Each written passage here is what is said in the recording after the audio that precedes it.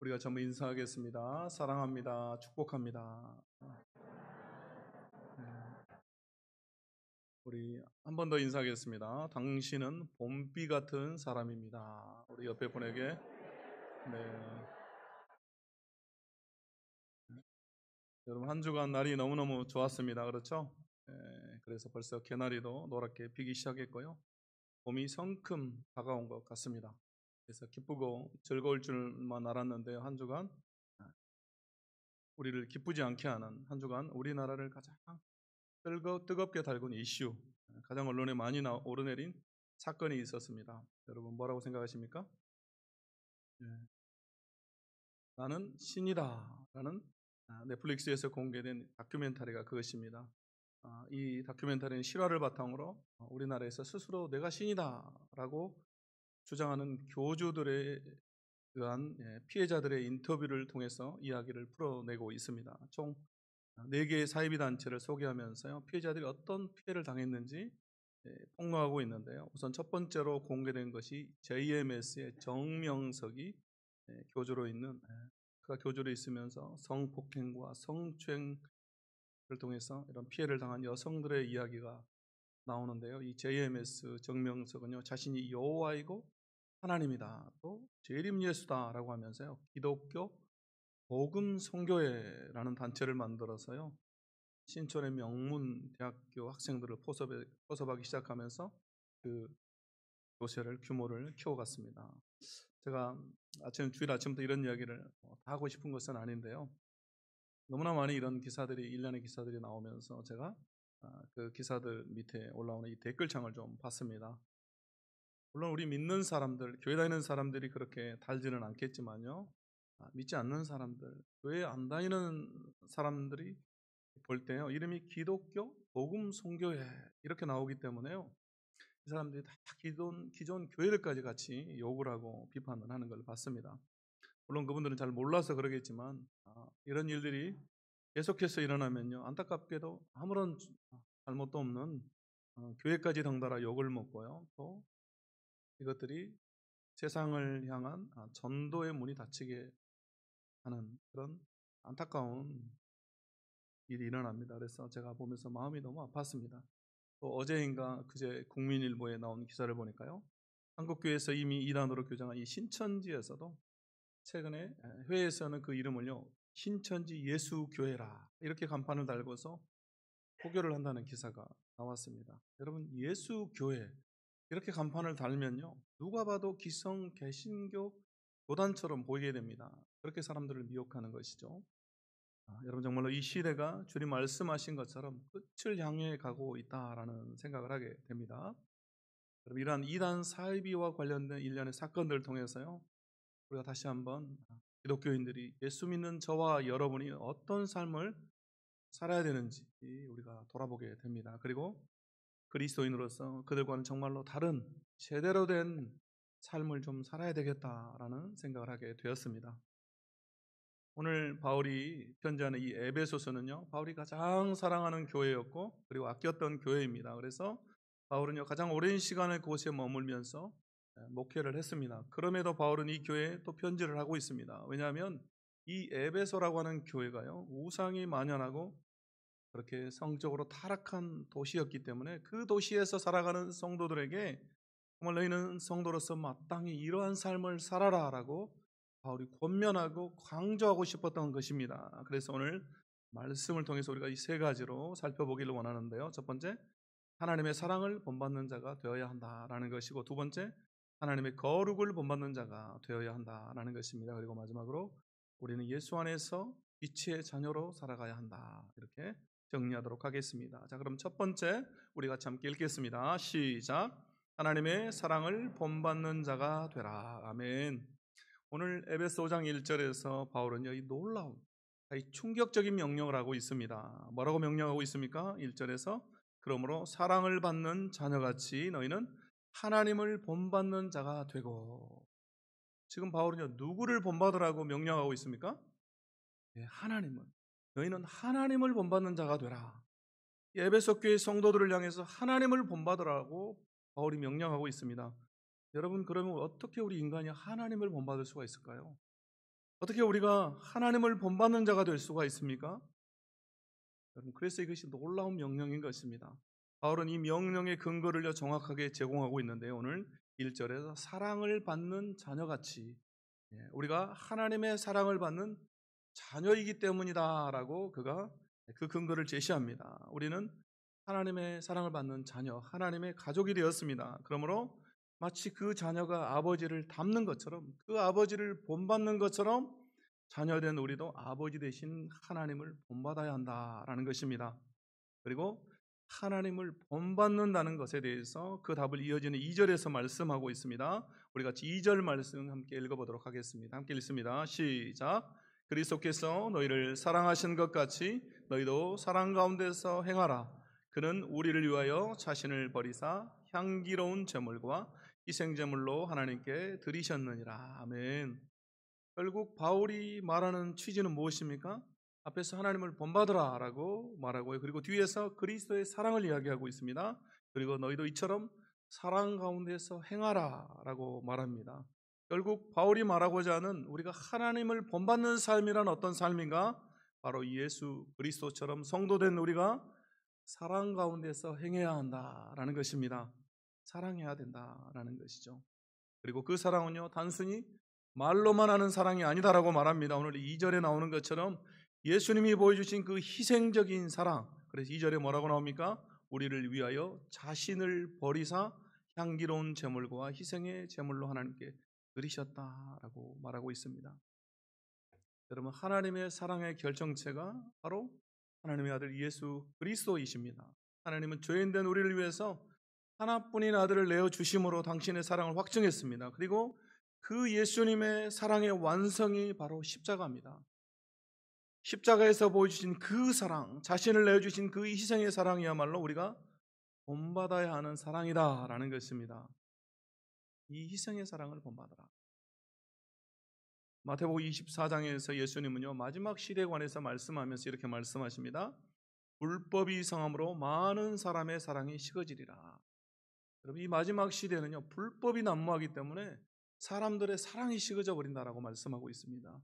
여러분, 그렇기 때문에 이 마지막 시대에 우리에게 필요한 것이 있다면 바로 이 사랑입니다. 사랑. 이 이단들과 구별되는 우리에게는 이런 사랑이 필요합니다. 그런데 일반적인 사랑이 아니라 우리 예수님께서 자신을 내어주셨던 것처럼 바로 이 희생의 사랑이 필요하다라는 것입니다. 저는 이렇게 최근에요, 우리 교회에서 이런 희생적인 사랑을 베풀고 있는 분들의 이야기를 제가 많이 듣습니다. 그래서 이 코로나가 계속됐던 그 상황들 속에서요, 어떤 원사님이 또 어떤 집사님이 다른 성도들을 돌아본다. 여러분, 뭐 쉽지 않죠. 그런데요, 제가 들으니까요, 몸이 불편한 성도들, 또 연로한 성도들에게 음식도 만들어서 가져다 주고, 또 김치도 담아서 갖다 주고, 또 거동이 불편한 분들은요, 계속 집에만 있기 때문에 자기 차로 운전해서 밖에 모시고 가서 식사를 대접하고 또 집에 데려오고, 이런 얘기를 들을 때마다 제 안에 드는 생각이 뭐냐면요, 아직 우리 교회에 희망이 있다라는 생각을 하게 됩니다. 코로나 때 이렇게 하기가 정말 어렵잖아요. 근데 이 모습들을 보면서 그런 생각이 들었습니다. 또 이번 주에 계속 이렇게 신방이 계속되고 있지 않습니까? 제가 그러면서 신방하면서 이번 주에 특별히 저한테 감동이 됐던 순간이 있는데요. 한 목장 전체가 모여서 이렇게 신방을 봤는데 예배드리고 또 기도 제목 나누고 함께 식사를 하는데요. 한국 나이로 70이나 되시는 이 집사님이 하시는 말씀이, 목사님, 저는 이 목장의 식구들과 함께 천국까지 가고 싶습니다. 이렇게 저에게 말해요. 어디, 어디까지 함께 가고 싶다고요? 네, 천국까지. 내 목장, 내 목원들과 함께 천국까지 가고 싶습니다. 여러분, 이게 무슨 말입니까? 이 목원들과 함께하는 것이 좋다는 말입니까? 안 좋다는 말입니까? 네, 좋다는 말이죠. 그것도 너무 좋다, 그런 말 아니겠습니까? 그래서 제가 보니까 식사하면서 막 화기애애하고 재밌게 서로 허물없이 이야기하고, 제가 그 목장을 보면서 도전을 받았습니다. 야, 저 연세에도 저렇게 모일 수가 있구나. 저렇게 모임을 할 수가 있구나. 그리고 나서 계속해서 이야기를 듣는데요, 그 목장에서 누군가 계속해서 희생하고 또 섬기고 그렇기 때문에 그 목장이 그렇게 살아나는 거예요. 또 분위기가 좋았습니다. 결국 희생적인 사랑이요, 그 바탕에 있었던 것입니다. 미국의 선교사 멜빌 콕스라는 분이 있습니다. 그는 아프리카 중에서도 가장 열악한 지역이었던 서아프리카의 라이베리아로 선교를 떠나려고 했습니다. 당시 이 라이베리아는요, 선교가 문제가 아니라 백인이라고 하는 사실만으로도 죽임을 당하는 그런 아주 위험한 곳이었습니다. 그래서 백인의 무덤이라고 불리는 곳이었습니다. 선교지로 가기 전날 이 근처 신학교에서 채플 시간에 말씀을 전하던 선교사님은요, 자신이 이 라이베리아로 떠나게 되었다라는 자신의 계획을 이야기합니다. 근데 그때 한 학생이요, 그것은 사명이 아닌 무모한 계획이다라고 하면서요, 질문을 합니다. 라이베리아로 가실 때 선교사님의 관을 들고 가야 할 것 같습니다. 죽을 것이 뻔한데 도대체 가서 뭘 하겠다는 것입니까? 이렇게 한 학생이 질문을 했습니다. 그때 이 선교사님이 이렇게 얘기를 했습니다. 아프리카가 주님께 돌아올 수 있다면 나는 죽음이 두렵지 않습니다. 결코 포기하지 않을 것입니다. 걱정은 고맙지만 저는 반드시 가야만 합니다. 이렇게 이 선교사님이 이야기했습니다. 이렇게 말하고 멜빌 콕스 선교사님은요, 정말로 라이베리아로 떠났습니다. 그리고 아프리카의 복음화를 위해서 기도했습니다. 그리고 안타깝게도 그곳에 들어간 지 4개월 만에 선교를 당했습니다. 그런데 놀라운 것은요, 이 선교사님의 모습에 감동된 더 많은 사람들이 이 라이베리아로 그리고 아프리카로 향하게 되었고요. 그 당시 인구의 10%가 예수님을 믿는 나라가 되었습니다. 그리고 지금 현재는요, 인구의 3분의 2가 기독교를 믿는 나라가 되었습니다. 제가 이분에 관한 글을 읽다가요, 혹시나 해서 인터넷에서 이 라이베리아라는 나라를 검색해 봤습니다. 그랬더니요, 그 자료에 인구의 66%가 기독교인 나라다라고 이렇게 나왔습니다. 여러분, 정확히 3분의 2죠. 여러분, 이처럼 자신을 희생하면서까지 예수님의 사랑을 전한 한 선교사로 인해서요, 그 나라가 변화되어 버렸습니다. 진정으로 하나님을 본받는 사람, 자신을 희생하면서까지 사랑한 이 한 사람이 일으킨 여러분 놀라운 기적입니다. 우리가 이 사랑을 본받아야 할 줄로 믿습니다. 두 번째, 우리 같이 함께 읽겠습니다. 시작. 하나님의 거룩을 본받는 자가 되라. 아멘. 그렇습니다. 우리는 하나님의 거룩을 본받는 자, 거룩한 삶을 사는 자가 되어야 한다라는 것입니다. 앞에서 하나님의 사랑을 받는 자녀로서 예수님의 희생적인 사랑의 삶을 강조한 바울은 이제 그에 반하는, 그에 반대되는 삶에 대해서 이야기합니다. 오늘 에베소 5장 3절과 4절 그리고 5절에 이렇게 나옵니다. 특별히 3절에 보면요, 음행과 온갖 더러운 것과 탐욕이라는 말이 나옵니다. 바로 이것은요, 이 성적인 것과 관련된 단어들입니다. 그리고 4절에 나오는 누추함, 여러분 이 누추함이라는 말은요, 이 음담패설을 말하고 있습니다. 그리고 어리석은 말, 희롱의 말들요, 이 외설적인 말들, 결국 이 말도 역시 성적인 범죄에 속하는 말들입니다. 또 5절에도 음행하는 자나 더러운 자나 탐하는 자가 나옵니다.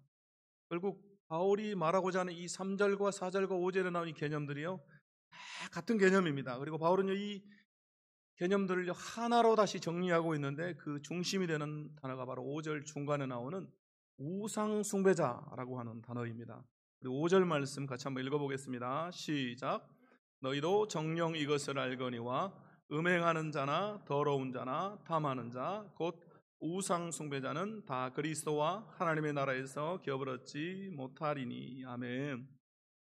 여러분, 왜 바울은 이 우상숭배자라는 말을 이 중간에서 아주 중요하게 이것을 하나의 개념으로 묶어서 설명을 하고 있을까요? 그것은 바로 이 에베소라고 하는 도시가 가진 특징 때문입니다. 바울 당신 1세기의 에베소는 인구가 이미 30만 명을 넘었던 아주 대도시입니다. 그래서 아시아 최대 도시였고요. 그리고 로마 제국의 5대 도시 가운데 하나였습니다. 그리고 그곳에는 이 아데미 여신을 섬기는 우상이 있었습니다.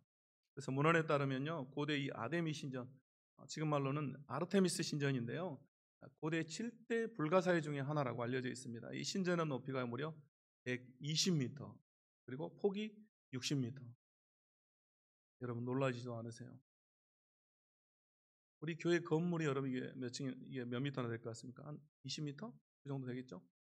그럼 여러분 몇 배나 되겠습니까? 5배, 6배 이상. 우리 건물의 한 층이 보통 3m 이렇게만 잡아도요, 40층 이상이나 되는 그런 높은 건물이다. 엄청나게 거대한 걸 지은 겁니다. 그래서 아직도 남아있는 그리스 아테네에 있는 이 파르테논 신전에, 여러분 TV에 많이 나오잖아. 이 신전보다 무려 2배가 더 크게 지었다라고 합니다. 결국 에베소는요, 모든 것이 신전, 우상과 연결되어 있는 도시였던 것입니다. 그리고 이 신전들, 고대의 신전들은 항상 그 주위에 무엇이 있었을까요? 바로 이 성적인 것, 매춘, 성적인 부도덕과 타락이 결합되어져 있었습니다. 그렇기 때문에 당시 에베소의 사람들은요, 모두가 다 우상 숭배자로 음행과 또 더러운 것, 탐욕을 따르는 삶을 살았던 것입니다. 결국 바울은요, 이런 우상의 문화 속에서 살고 있던 에베소 교회 성도들을 향해서 너희는 그들과 같은 삶을 살아서는 안 된다라고 아주 강력하게 이야기하고 있는 것입니다. 그래서 3절에 보면요, 뭐라고 말합니까? 이런 것은 그 이름조차도 부르지 말라라고 3절에서요, 음행과 온갖 더러운 것과 탐욕은 이름조차도 입에도 올리지 말아라라고 엄청난 요구를 하고 있습니다. 또 5절에서는요, 이런 자는 그리스도와 하나님의 나라에서 기업을 얻지 못한다 이렇게 말하고요, 또 6절에서는 하나님의 진노가 불순종의 아들들에게 임한다라고 말합니다. 또 7절에서는 그들과 함께하는 자가 되지 말라, 그들과 아예 상종도 하지 말아라 이렇게 말하고 있습니다. 그럼 이 바울이요, 지금 이 에베소 성도들에게 원하는 삶은 여러분 어떤 삶입니까? 이들이 어떤 삶을 살아야 된다, 성도들은 어떤 삶을 살아야 된다라는 것입니까? 그들과 구별된 삶, 바로 하나님이 원하시는 거룩한 삶을 살아야 된다라는 것입니다. 여러분, 지금 우리는요, 바울이 1세기 에베소 교회 편지를 하던 그 에베소 교회처럼 타락한 시대, 어쩌면 그보다 더 부패하고 타락한 시대를 여러분 우리가 살아가고 있는지도 모르겠습니다. 그러면 이 지금 한국의 시대가요, 우리가 이곳 교회에 앉아 있고 여러분이 다 거룩하게 살고 있기 때문에 우리가 잘 모르겠지만요, 최근에 한국에는 이 동성애로 인한 에이즈가 엄청나게 많이 확산되고 있다라는 기사가 여러분 최근에도 나왔습니다. 특별히 이 젊은 세대들 20대, 30대에서 여러분 에이즈가 확산되고 있습니다. 그리고 심지어 10대들까지. 그리고 이 동성애의 물결, 사실 우리가 사는 이 광주는 지방 도시라서 우리가 좀 더 나은 편이죠. 공식적으로 잘 드러나지는 않기 때문에. 그래서 제가 일부 이렇게 설교를 하고 나서요, 잠깐 장로님 한 분과 이야기하는데, 우리 계림동 이쪽에가요, 여러분 이 동성애 하시는 분들이 엄청 많다. 제가 그런 얘기를 잠깐 그분에게 들었습니다. 여러분, 광주라는 이 도시뿐만 아니라 여러분 이 서울 같은 대도시들은요, 너무너무 그 상황이 심각합니다. 제가 선교사로 있었던 그 중국의 대도시는요, 인구가 2천만 명이 넘습니다. 그렇기 때문에요, 젊은이들도 너무너무 많습니다. 그래서 이 동성애자들이요, 눈에 보이게 많습니다. 처음에는 저도 이 동성애자들을 잘 몰랐거든요. 근데 이 제자들이 대학가 또 젊은이들 사이에 동성애가 너무 심하다라는 거예요. 그래서 저한테 그런 얘기를 하면서요, 자기 친구들도 막 주위에 아는 사람들 중에 그런 사람이 많대요. 그러면서 저한테 얘기를 했습니다. 특히 그 미국에서 오바마 대통령 때 동성애가 이렇게 합법화가 되면서요, 수면 아래에 있던 것들이 아시아권에서도 이게 동성애가 수면 위로 올라왔습니다. 그리고 그 대만 같은 곳은요, 이게 합법화가 되어버렸습니다. 이미 아시아에서 처음으로 대만은 동성애가 합법이 됐어요. 아무튼 그렇게 해서, 그래서 제가 이제 결정하기를 우리 간사들, 사역자들에게 먼저 이런 교육을 좀 해야 되겠다라는 결정을 내렸습니다. 그래서 홍콩에서 우리가 이제 그 국내에 저 있을 때 그곳에서는 사람을 구하기가 어려웠어요. 홍콩에서 이 동성애 관련한 전문가를 불러가지고요, 우리가 그 관련 교육을 좀 했습니다. 그래서 제가 그 교육을 받고 보니까요, 이전에 보이지 않던 이 동성애자들이 보이는 거예요. 그래서 지하철을 타거나 버스를 타면요, 남자와 남자, 여자와 여자가 같이 있는데 이전 같으면 별로 의심하지 않고 지나갔는데요, 그리고 잘 봐도 몰랐어요. 그런데 제가 이 교육을 좀 받고 보니까 동성애자들이 어떤 옷을 입는지, 또 어떻게 표현하고 다니는지를 배우고 나서 이 사람들을 보니까 이게 보이는 거예요. 아, 저 커플이 동성애 커플이구나 이렇게 보이는 거예요. 그리고 제가 그 심각성을 알게 됐습니다. 제가 지하철을 타면요, 항상 그 지하철 안에서 한 커플 이상을 보는 거예요. 그 동성애를 또 버스에서도 발견하게 되고, 한 번은 제가 그 선교지에서 헌혈을 하러 갔습니다. 거기서 헌혈을 하는데 아주 젊은 여자 2명이 와 있어요. 그래서 야, 정말 기특하다, 젊은 친구들이 헌혈을 하러 와서. 근데 자세히 보니까 역시 동성애자예요, 동성애자. 여자인데 한 명이 남자처럼 옷을 입고요, 단발머리에다가 청바지를 입고 운동화를 신고, 이게 복장인 거예요. 그리고 다른 그 여자 한 명을 남자친구처럼 이렇게 위로를 해주고 있는 걸 제가 봤습니다. 여러분, 한국의 상황도요, 여러분, 간단하지 않습니다. 우리 자녀 세대들이 여러분 엄청나게 이 동성애에 많이 노출이 되어 있습니다. 특히 중고등학생들이 가장 많이 보는, 특별히 대학생들이 많이 보는 이 웹툰 만화가요, 여러분, 동성애 관련한 만화가 너무너무 많습니다. 너무 흔하게요, 그 만화 속에, 이 웹툰 속에서 이 동성애 커플이 나와요. 결국 그렇게 우리 다음 세대 자녀들이요, 조금씩 이 동성애를 받아들여 버려요. 문화처럼. 지금 우리는요, 그 어느 때보다도 성적인 부도덕이 판을 치는 시대를 우리가 살아가고 있습니다. 여러분, 잠깐 앞에서 언급했지만, 여러분, 이 JMS와 같은 이 사이비 이단들, 그 방송에 나왔던 여러분, 이 사람들이요, 다 교주들이 뭐와 연결이 되어 있습니까? 성적인 타락, 성적인 부도덕과요, 연결이 되어 있습니다. 결국 이 세상이 마지막을 향해 갈수록 사람들은요, 성결한 것, 깨끗한 것, 거룩한 것과는 거리가 먼 시대를 살아가고 있습니다. 그래서 디모데후서 3장에서 바울이 이렇게 말합니다. 너희는 이것을 알라. 말세에 고통하는 때가 이르러. 말세에는 고통하는 때가 이른다라고 말하면서요, 사람들이 자기를 사랑하며 또 돈을 사랑하며 자랑하며 교만하고 비방하며 부모를 거역하며 감사하지 아니하며 거룩하지 아니하며, 마지막 시대는 거룩하지 않다라고 말합니다. 또 무정하며 원통함을 풀지 아니하며 모함하며 절제하지 못하며 사나우며 선한 것을 좋아하지 아니하며. 여러분, 선한 것을 좋아하지 않습니다. 마지막 시대. 또 배신하며 조급하며 자만하며 쾌락을 사랑하기를 하나님 사랑하는 것보다 더합니다. 여러분, 마지막 시대의 사람들은요, 거룩하지를 않습니다. 선한 것을 좋아하지도 않습니다. 쾌락 사랑하기를 하나님 사랑하는 것보다 더한 시대가 마지막 시대입니다. 여러분, 그렇기 때문에 이 마지막 시대에는요, 고통하는 때가 이르는 것입니다. 그렇기 때문에 여러분, 마지막 시대에는요, 성결, 거룩이 우리 성도의 무기가 되는 것입니다. 여러분, 무엇이 무기가 된다고요? 거룩이, 성결. 바로 우리와 다른 저 이단 사이비와 구별하는 여러분 방법입니다. 성결하고 거룩한. 내 사람들이 볼 때 저 사람들은 우리와 다르네.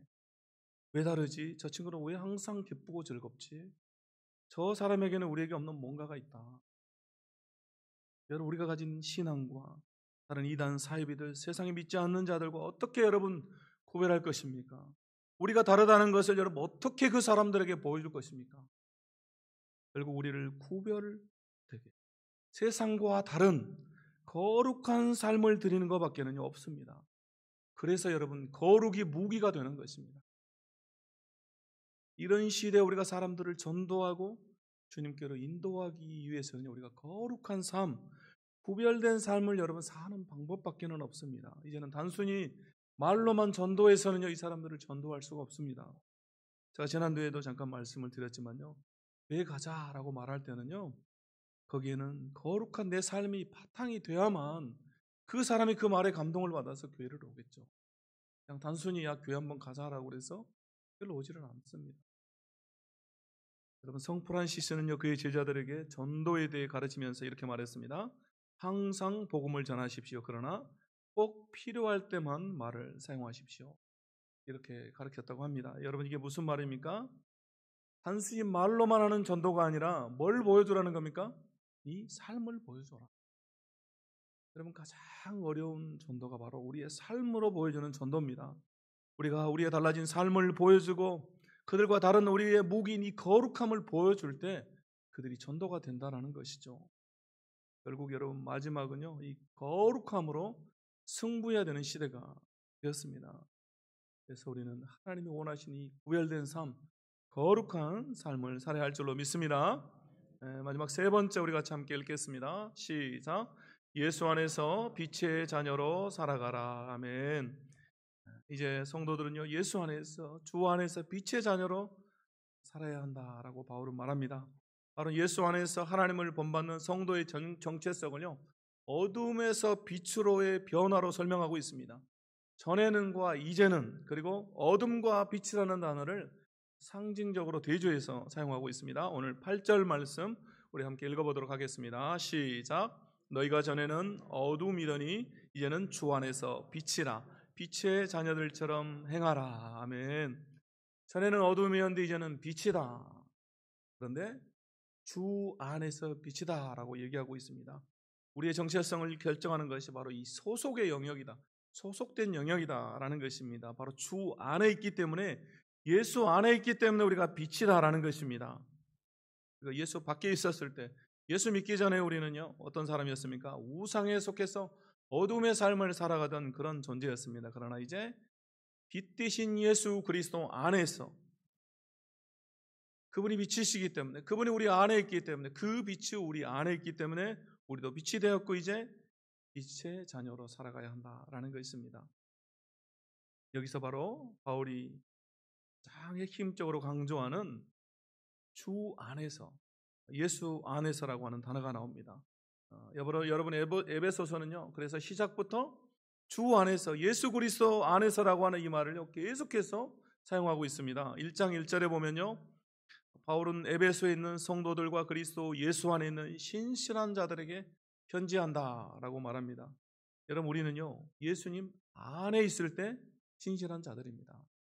아멘입니까 여러분? 네, 우리가 예수님을 떠나면요, 예수님 밖으로 나가면 신실한 자가 아니에요. 그분 안에 있을 때 우리가 신실한 자입니다. 또 1장 3절에서요 그리스도 안에서 하늘에 속한 모든 신령한 복을 우리에게 주셨다라고 말합니다. 여기서 이 신령한 복이라는 것은요 푸네마티코스, 영적인 복을 말합니다. 하늘에 속한 모든 영적인 복을 여러분 어디에 두었는가? 그 복이 누구에게 속해 있는가? 바로 그리스도 안에, 그리스도 안에서 우리에게 주시고 예수님에게 속해 있다라고 말하고 있습니다. 결국 우리가 이 영적인 복을 누리기 위해서는요 내가 예수 안에 거해야 된다, 예수 안에 머물러야 한다라는 것입니다. 내가 예수님과 별개의 삶을 살면서 예수님과 따로 떨어져서 살고 예수님 안에 있지도 않으면서 하나님 나에게 영적인 복을 주세요라고 한다는 것은 여러분 맞지 않다는 것입니다. 또 에베소 1장 4절에서 우리를 택하심도, 우리를 구원하심도, 우리를 부르심도 그리스도 안에서 이루어진 일이다. 또 창세 전에 그리스도 안에서 우리를 택하사 그리스도 안에서 우리를 택했다라고 말합니다. 여러분 요한복음 15장에서 예수님은 똑같은 말씀을 하십니다. 요한복음 5장 15장 5절이죠. 그가 내 안에 내가 그 안에 가면 사람이 열매를 많이 맺나니 나를 떠나서는 너희가 아무것도 할 수 없음이라. 우리가 예수님 안에 있을 때, 그분 안에 있을 때 풍성한 열매를 맺고 많은 열매를 맺는다. 그러나 그분을 떠나서는 우리는 아무것도 할 수 없는 존재다라는 것입니다. 그러므로 우리가 잊지 말고 기억해야 할 말이 바로 이 말입니다. 예수님을 떠나서는, 예수님 밖에서는 아무것도 할 수 없다라는 것입니다. 그러므로 우리가 이 시대 가운데서 빛의 자녀로 살아가기 위해서 우리는 예수님 안에 거해야 할 줄로 믿습니다. 아멘. 결국 여러분 우리는 빛 그 자체가 아니라요, 빛의 발광체가 아니라 빛의 반사체라는 겁니다.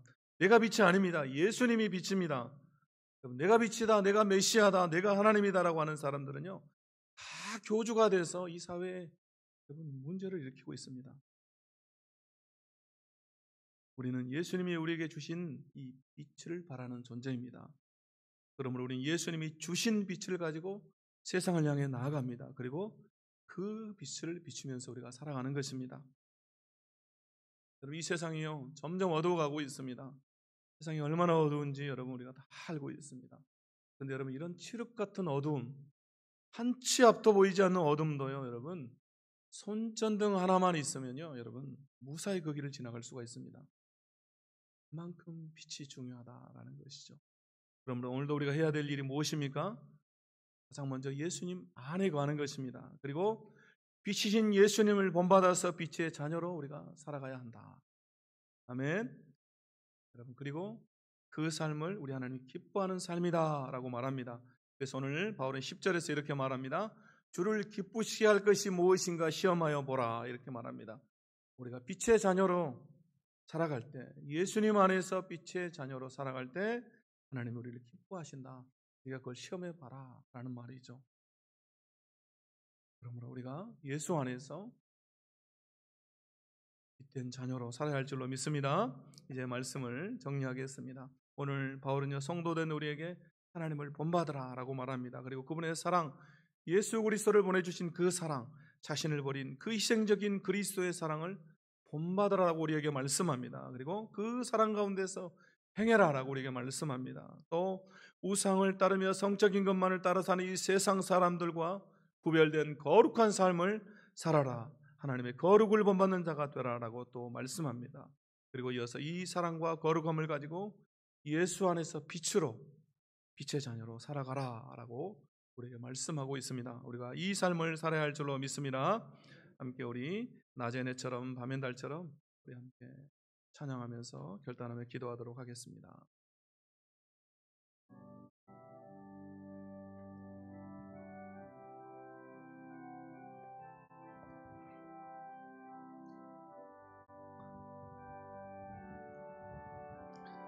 낮의 해처럼 밤의 달처럼, 낮의 해처럼 밤의 달처럼 그렇게 살 순 없을까? 욕심도 없이 어두운 세상 비추어 온전히 남을 위해 살듯이, 아멘. 나의 인생에 꿈이 있다면 이 땅에 빛과 소금 되어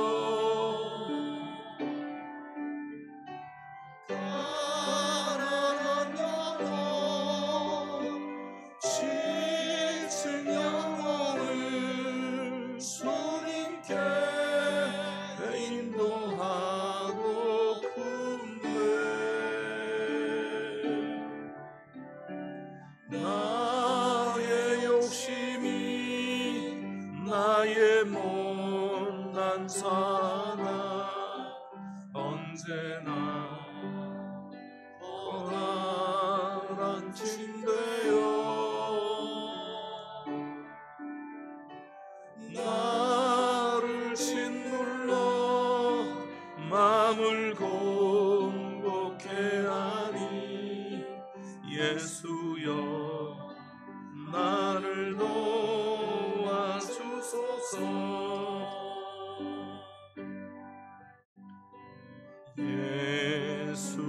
예수님처럼 바울처럼 그렇게 살 순 없을까? 남을 위하여 당신들의 온몸을 온전히 버리셨던 것처럼 주의 사랑은 베푸는 사랑 값없이 거저주는 사랑 그러나 나는 주는 것보다 받는 것 더욱 좋아하니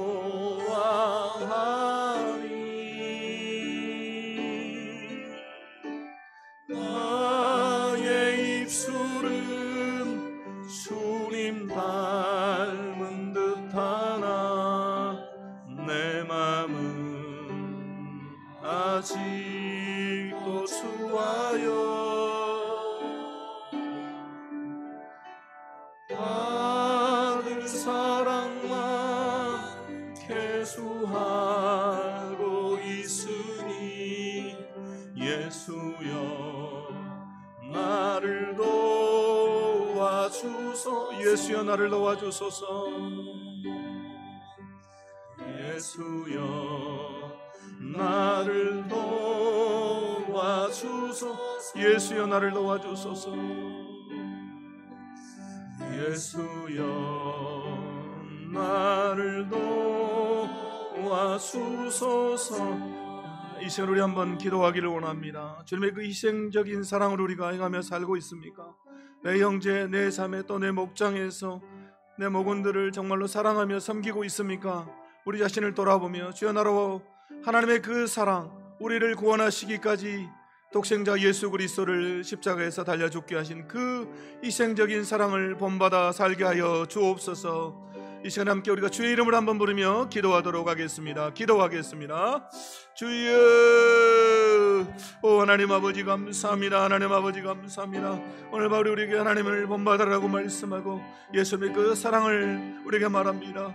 그 사랑 가운데 행하라고 말합니다. 주여, 우리가 주님의 그 사랑을 본받게 하여 주시고 자기를 버리신 그 사랑, 희생제물로 향기로운 제물로 우리 주님께 드리셨던 그 사랑을 우리가 본받아서 하나님 교회에서 또 하나님 내 형제 내 자매들에게 내 목장에서 내 육들을 향해 하나님 사랑하며 섬기는 사람이 되도록 하나님 아버지 희생적인 사랑을 베푸는 사람이 되도록 우리 하나님 도와주옵소서. 주여, 희생적인 사랑으로 살아가는 우리 세상의 성도들 되도록 하나님 도와주옵소서. 하나님 아버지 감사합니다. 도와주옵소서.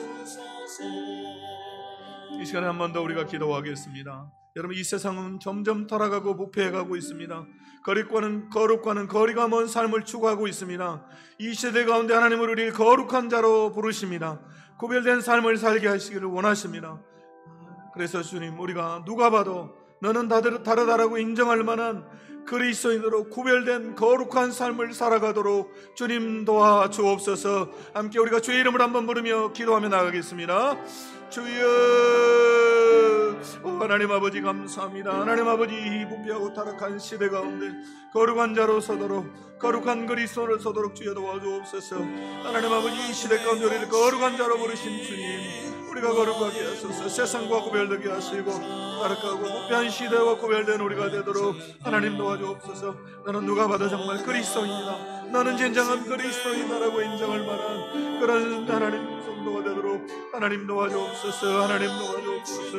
하나님 아버지 도와주옵소서. 우리가 연약합니다, 부족합니다. 하나님 거룩한 그리스도로 구별되게 살도록 하나님 우리를 도와주옵소서. 하나님 감사합니다. 마지막으로 우리 시간 우리 기도할 때, 주님, 내가 주 안에서 예수 안에서 빛입니다. 날마다 예수 안에 거하게 하시고 빛 대신 예수님을 본받아 내 안에 계신 그 빛이신 예수 그리스도로 말미암아 빛의 자녀로 살아가게 도와주옵소서. 어두운 세상을 비추는 빛이 되게 하여 주옵소서. 함께 주의 이름을 부르며 기도합니다. 주여, 하나님 아버지 감사합니다. 우리가 빛입니다. 우리를 빛으로 부르신 주님, 우리가 주님 안에 있을 때 빛입니다. 내 예수님을 떠나서는 아무것도 할 수 없는, 예수 밖에 있을 때는 어둠의 세상을 쫓아가는 하나님의 우상에 속한 자였습니다. 그러나 이제 예수 안에서 빛입니다. 주 안에서 빛이다라고 말씀합니다. 빛의 자녀로 살아가라고 말씀합니다. 예수님이 내 안에 계시기 때문에 빛 대신 예수님, 그 예수님을 본받아서 오늘도 빛의 자녀로 살아가도록 어두운 세상을 비추는 하나님 빛이 되게 하여 주옵소서. 이 세상을 밝히는 빛이 되도록 하나님 도와주옵소서. 하나님 감사합니다. 하나님 아버지 감사합니다. 우리를 하나님의 사랑을 본받는 자가 되라고 말씀해 주셔서 감사합니다. 주님의 그 희생적인 사랑을 본받아서 살게 하여 주시고 또 이 어두운 세상 가운데서 하나님의 거룩을 본받는 자로, 거룩한 자로, 구별된 자로 주여 서게 하여 주옵소서. 세상 그 누가 봐도 너는 정말로 그리스도인이다 라고 말 만한 그런 성도가 되도록, 신앙인이 되도록 주여 도와주옵소서. 또 예수 안에서 빛의 자녀로 날마다 예수 안에 거하며 빛 대신 예수 그리스도로 말미암아 이 빛을 증거하는 빛의 자녀로 어두운 세상 가운데 빛을 발하는 자로 살아가게 하여 주옵소서. 우리 혜성의 성도들이 이런 성도들이 되게 하여 주옵소서. 축복하며 예수 그리스도 이름으로 기도합니다. 아멘. 이제는